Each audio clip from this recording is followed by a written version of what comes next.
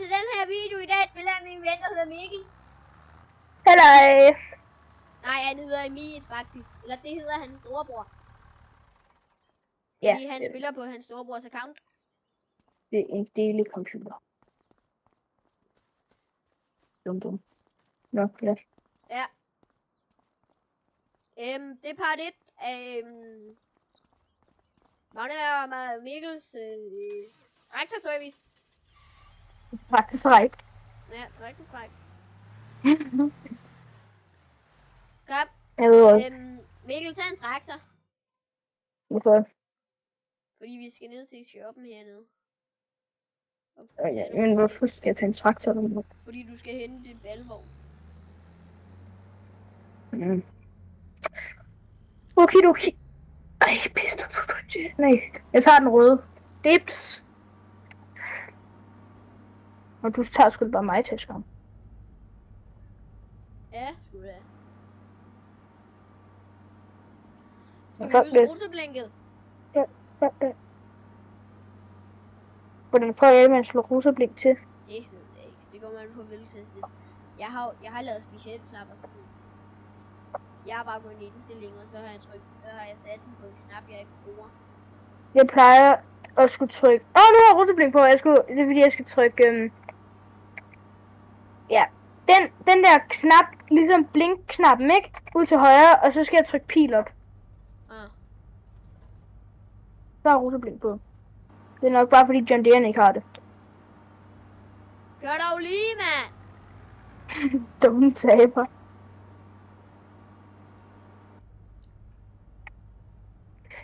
Jeg kører faktisk på min vejbane. Satan da.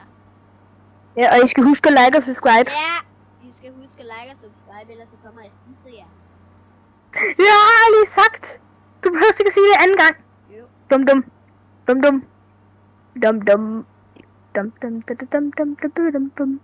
Og vi kører meget lovligt. Ja, 100%. Slet ikke fordi jeg lægger køen på vejen. Ikke på vejen. Ude for vejen. Inde på fortovet, men... We listen and we don't judge. Jeg har spist en kugle. Nej, har du spist Bob? Så holder vi den her... Nej, du må ikke spise Bob. Jeg tror ikke engang, vi har råd til nogle marker.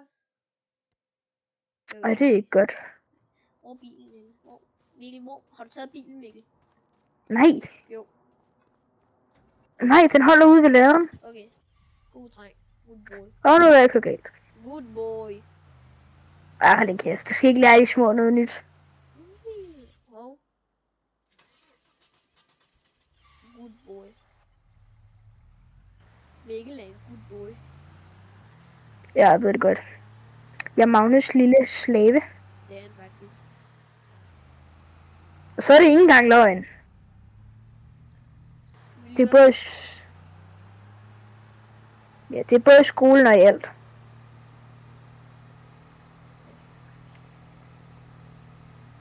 Sprit! Hvor er det spritskørsel, mand? Du kører jo... Hvorfor skulle da ikke køre så hurtigt ude på landvejen? Men igen, vi kører 100% lovligt. Er det ikke rigtigt, Magne? Jo. Helling! Woo! Ja, og hvis I har brug for noget hjælp ude i jeres haver, så kan følge Magne Haveservice. Ja, inde på TikTok. Tiki-taka. Ja, TikTok. Så kan I gå ind og følge Magne Have. Ja. Og så kan I ringe til os, hvis I har brug for noget hjælp. Men det er kun i Tærslev, hvis I bor der. Ørslev. Ja, og Ørslev. Nej, det er jo Rørslev, fordi så der rører man hinanden. Wow! Skår du nogle damer? Hvad? Så jeg sagde, skår du nogle damer? Kæft, det må være ærgerligt for ham her, der kører den her bil, og det bliver skide lorteret lige ind i låget. Jeg kan ikke finde ud af at køre ind. Jeg ved, om vi bare skal købe den her mark. Er det en lille billig en? Nej, den er rimelig stor. Nå, hvor skal jeg sætte ballepres? Det ser vel ud. Den står sgu. Den står allerede lige med. Nej, den her, der. det er ret. Ja, what did I say? Så kører vi den der, og den der. Og vi har sikkert ikke råd. Hvad med den der? Ja, det gider vi ikke. Vi har ikke råd. Der har vi, men så har vi ikke nogen penge med. Så må vi købe nogle af de små marker, eller så må vi arbejde for noget. Hvad med Mark 4? Jeg ved ikke. Har vi råd? Det er en ret lille mark. Det er godt.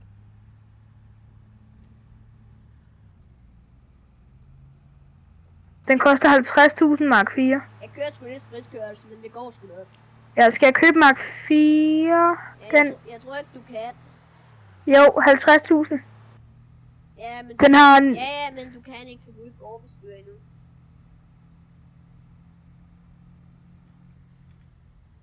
Jeg har lige besøgt det. Det er sådan, det er den der lige herude. Og Mark 3 koster lige knap 100.000. Den er sådan lidt... Det er slet ikke fordi jeg lige har drukket alkohol. Jeg drikker Race. Ikke noget. Og Max. Jeg hedder altså Magne. Ja, Magne. Mark 4 koster 57.000. Ja, men vi skal have en mark, hvor der er noget på, fordi så... Ja, men det er der på Mark 3, men den koster bare 100.000. Ja, så er det bare... Ja, det kan vi godt. Nej, for helvede, ikke kør derind. Vi er heller ikke købt endnu. Du skal ikke køre spætrykker. Du blev sikket. Sikket. Snak dog dansk, mand. Så hvor mange liter alkohol drak du her til morgen? Det kan ikke tælle. Forståeligt. Ja. Nå, er der flere ting, vi skal hen? Nå, nu har du købt marken. Okay. Ja. Skal jeg bare tage en traktor og køre med en vogn? Det kan du godt. Du kan også... jeg kan lige gøre det til gårdbestyr. Og hvad skal jeg så? Så går du ind på kontrakter. Eller, Altså... Du går ind på... det er fordi jeg har min ven her, Mikkel. Han har ikke spillet Farming Simulator 25 før. Ja, så don't judge, hvis jeg ikke kan finde ud af det. Hold kæft, hvorfor tjener man så lidt på det her lort? Jeg sagde, at vi skulle finde for den grønne bønner. Det er ordentligt godt lige nu. Nej, men altså det her arbejde.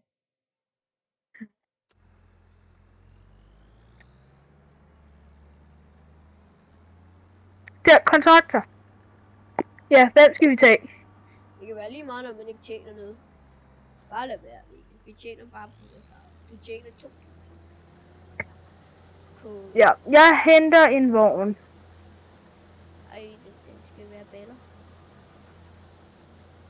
Skal jeg hente en vogn til koren, eller skal jeg hente en ballepresser? Hvad fanden, du skal hente en vogn til koren? Jo, du kan sætte vognen på koren på John Deere. Og så kan du sætte ballepresseren på Fiat.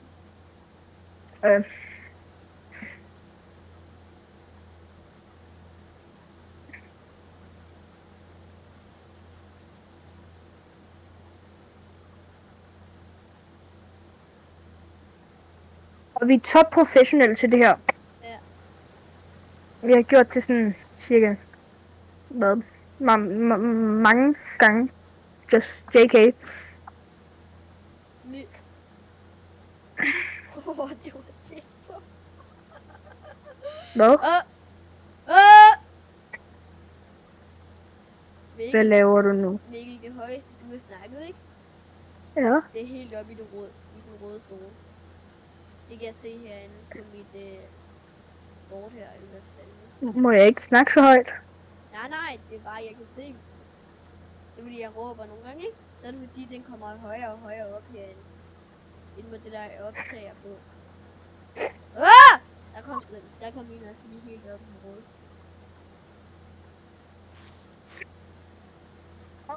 Jeg optager ligesom.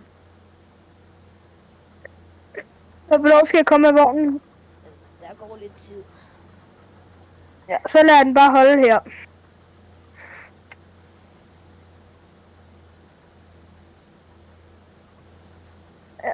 Hvis I følger med derude, så skal I ikke tage, at vi kommer til at lave lidt jokes. Eller, ja. Hvad kalder man en indbagt hej? Hej med dig. For. Og hvad? For. Nej, for lam. Nej. Okay, skal jeg lige... For. Nej, for. Ikke for lam. Hvad for? Hvad? For. Så siger du... For, nej, for. Nej, så siger du... Nej, for. Nej, for lam. Nej, for. Ikke for lam. Ja, det er det. Ja. Du tror du face, så sked du, og så gik du tilbage, og så gled du. What the fuck? Alle børnene gik alle børnene gik ind i fabrikken, undtagen Ib og Karin.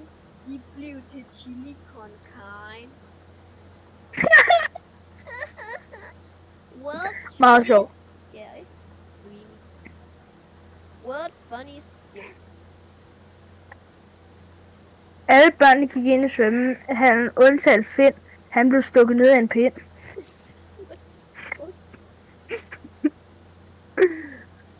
Bro, Magne, kan du godt sige, kom og hjælpe mig på den her på? Jeg er lidt multi. Det jeg høster. Sådan, jeg er ikke på multi. Nå? Sådan lige nu, sådan jeg sidder lidt fast inde i laden. Og så kommer jeg fri. Eller. Så. Kan du godt lige prøve at komme med hjælp? Har du ikke det der superstyrke, mod? Nej, jeg vil ikke med. Fordi du har sat den der sådan helt homo. Fordi traktoren kan ikke sådan helt komme derhen. Kan den da godt? Enten er det mig, der er sådan virkelig homo, eller er det et eller andet, der er brugt. Det tror jeg også, det er. Okay, jeg kører lige herhen. Så kommer jeg. Okay, det er bare mig, der er helt homo. Jeg har lige fået den på. Jamen, kan du komme ud? Ja, det tror jeg. Og nu sidder jeg fast. Jeg kommer nu.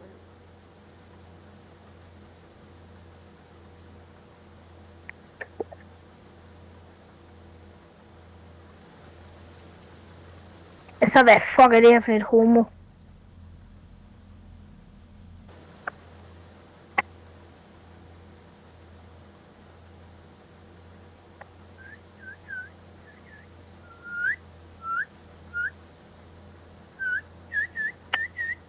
Ja, det der må du klare. Jeg får homo til det der. Life is a highway. Hold kæft, jeg kan bare se herinde fra helt overfra, at den er sgu da helt fucket op. Kan du se, hvad jeg mener? Du har sat den for tæt på alle de der homostolper. Nej, men... Ej, jeg er jo ikke. Du kan bare køre ordentligt. Så prøv selv at få den her fri, mand. Det skal jeg nok. Det er ikke mig, der er helt homo. Det er dig nemlig. Altså...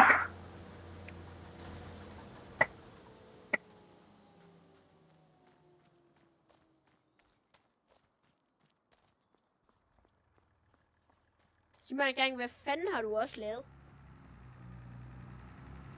Hop ud.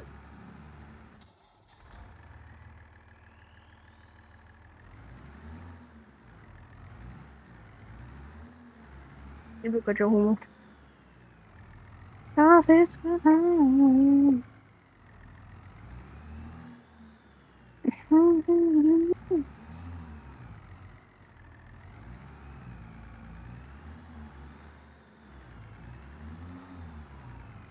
Ja, der sluttede vi sådan lidt samtale.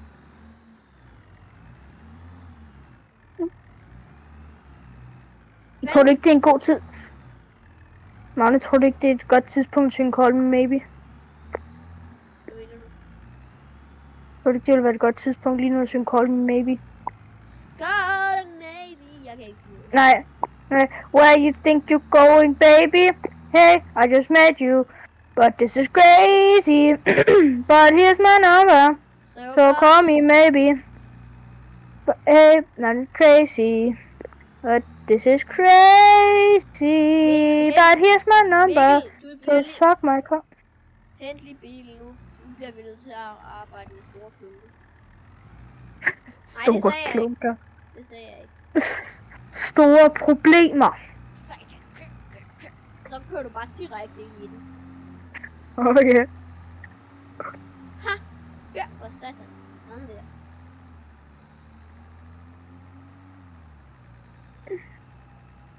Live is a hard. Hold da kæft. På den bog jeg læser, ikke, der er der en, der tror, hans lærer er en hund. Så siger han, fru Godtfred er sådan en lille hund. Hvad? Tak for samarbejdet. Nå, det er fordi den bog, jeg læser op i skolen, der er der en af den store Chris, der er det, så siger han, nogle gange synes jeg godt, at fru Godtfred kan være sådan lidt som en hund. Sådan en lille hund, sådan en lille dum terrier.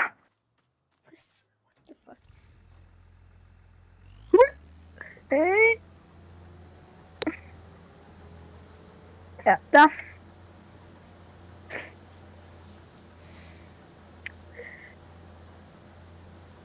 Kan du godt lide hunden, Magnus? Ja. Har du en hund? Ja. Blink, blink. Har du en hund? Jeg har 2. Faktisk 3. Jeg har også en altså en hund, du ved. Altså ikke kældehund, altså en hund. Hvad fuck mener du? Ligesom hvis nogen siger, fuck dig, din lille hund, mand. Læg dig ned. Hvem er din hund? Det må man sgu ikke sige på sociale medier. Det er jo, at de kender hende. Det må du sgu gerne. Nej. Hvad starter hun med? Jeg har ikke en hund, det er bare for sjov. Jo, hvad starter hun med? Jamen okay, jeg har ikke en hund. Jeg havde en hund. Hvad starter din falske hund med? Min ekshund. Fuck? R. Hun starter med R, eller som du så er kæreste med Emias nu. Nå. Vil du se mig backshot en ko? Er det Rasmus Klub, du snakker om? Nej, det er Rosa. Du sagde det. Ja, det er rent faktisk Rasmus Klump. Hørte du nu? Good boy. Ja, din lille hund. Er du ikke snart færdig? Nej. Imagine jeg købte for den hurtigere end den der.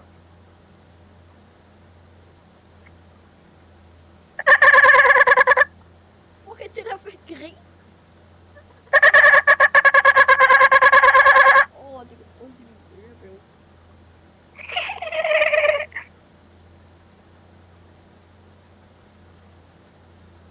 Hvor fanden kan man se, hvor lang tid vi er optaget? Jeg optager ligesom. Okay, Mikkel, videoen den er 18 minutter lang. Så den må ikke være for lang. Så vi bare sige her, når vi har 25 minutter eller et eller andet. Jo, og så laver jeg bare en part 2. Episode 2.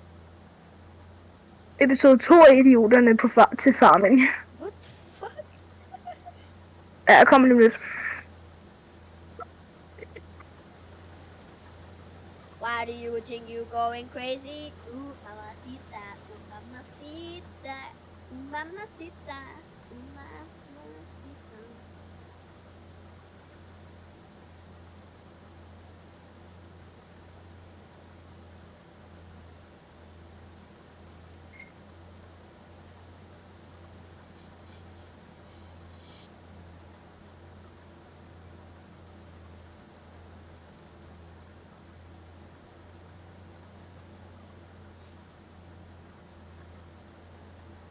Jeg Mikkel der. Prøv at skrive i kommentarfeltet, hvis I synes er sejt. Mikkel eller mig.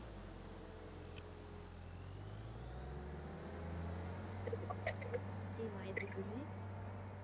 Så Så er Mikkel tilbage. Jeg skulle bare lige hente noget kaffe. Jo, lad være med, at du drikker kaffe. På mor skal gøre. Godt med dig. Vil du være med at tro på mig? Der er sikkert kun sådan 1 millimeter kaffe i, og så resten bare lidt. Nej. Der er sådan 15% mælk, og så resten af kaffen. Mikkel, du kan bare lige høste færdig. Så kører jeg lige ned med det her, så vi kan tjene nogle skejser. Ved du, hvordan man gør? Når du sænker skærebordet, du kan lige starte med at trykke Nej, prøv lige vent. Til den er tør. Ja, så jeg tryk O. Ja, så kører du herover, hvor jeg sluttede.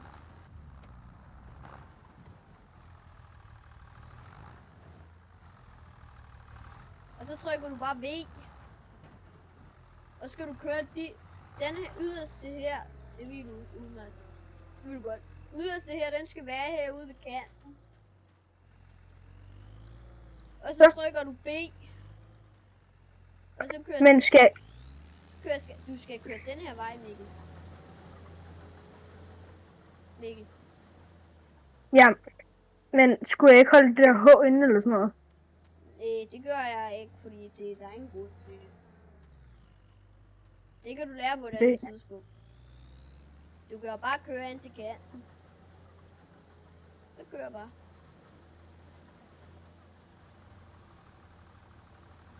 Ja. Så lige stå lige sådan der. Ja. Og så behøver jeg faktisk ikke at dreje. Ja. Jeg skal lige se om det her ligger, hvor jeg tænker mig at sælge det. Det er da faktisk meget nemt. Brrr, jeg misser sådan en ordentlig stor stribe. Jo, så kører jeg lige tilbage til det. Det gør jeg bagefter.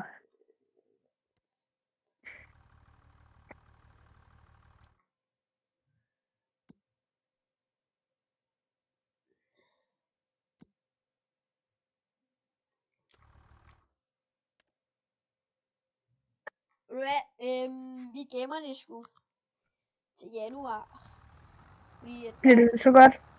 Ja, der kan man få flest penge for det.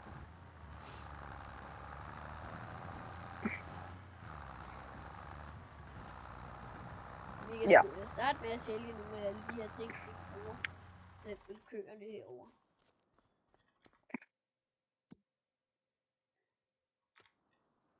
Som hvad kunne vi sælge? Ja, køerne, dem bruger vi jo ikke.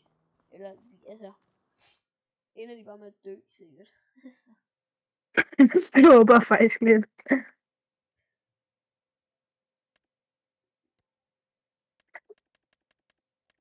Hold da kæft.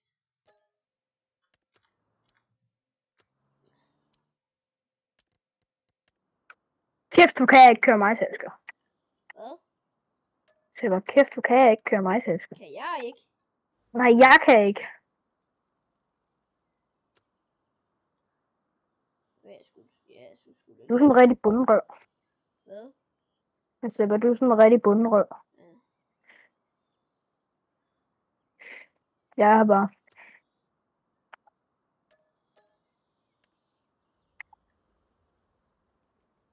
Lille skur, jeg kan sgu da ikke se noget lille skur noget sted. Ja, vi har sgu da bier. Har vi bier? Hvad fanden skal vi bruge dem til? Det ved jeg ikke, men de giver penge. Jeg troede sgu aldrig i mit liv, jeg skulle sige, at bier gav penge. Jeg tror kun, de gav honning. Det gør de også, og honning kan vi sælge. Nå.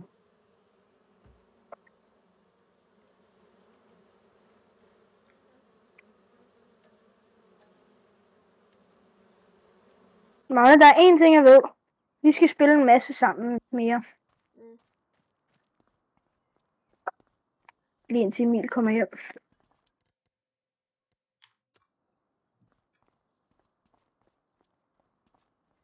Så må vi se, om den her Fiat her, den kan trække den her. Vi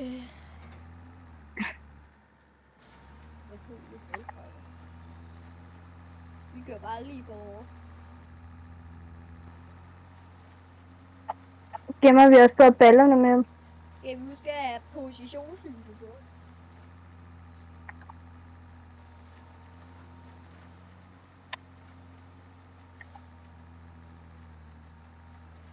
So here's my number. Call me lady. Just call me maybe, ikke call me lady. So here's my number, so fuck mig det ikke, altså. Ej. Det hører de ikke.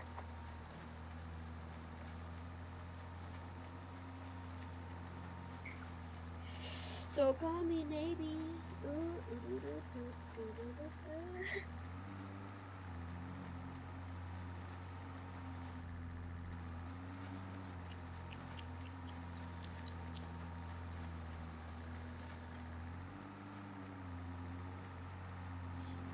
Altså nu hvor jeg er i gang med at se den her video her, kan jeg lige gå på alle mine andre videoer.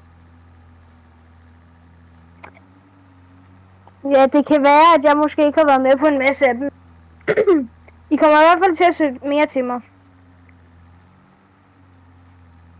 Er det ikke rigtigt, Magne? Altså, hvad fanden laver du? Nu kører jeg ind i et træ. Du skal fandme ikke sige noget. Nej. Hoppa! Hoppa! Hoppa! Ej, vi var 2 bundrøver, mand.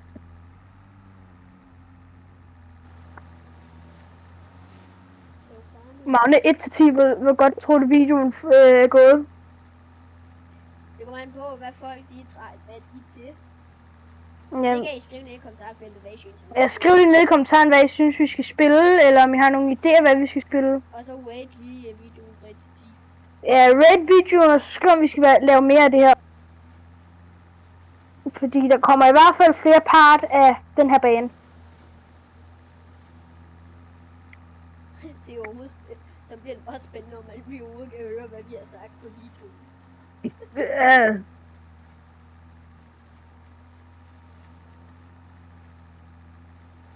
Har du overhovedet lagt en ball nu? Det er ikke så det vi om. Og balltælleren. Og balletælleren. Tæller du også baller? Det kan jeg se heroppe i hjørnet jo. Nå, jeg troede du mente noget andet tælleballe. What the fuck? Tæller du ikke også baller? Nå, Mikkel. Vi afslutter her videoen, når du er færdig med at løse. Ja, det er efter det her. Fordi der er sådan en stribe tilbage, som jeg godt kan tage af.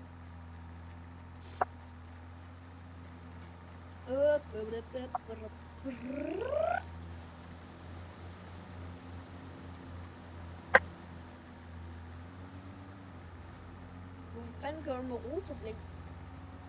Det er ordentligt sjovt.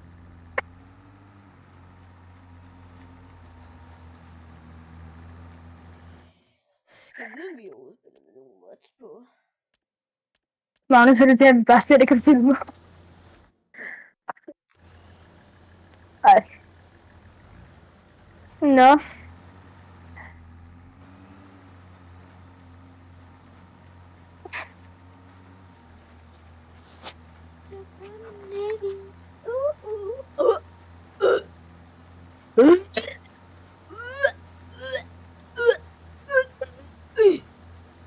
Nå, men ja, det var her det sidste til videoen. Jeg håber, I har nydt den.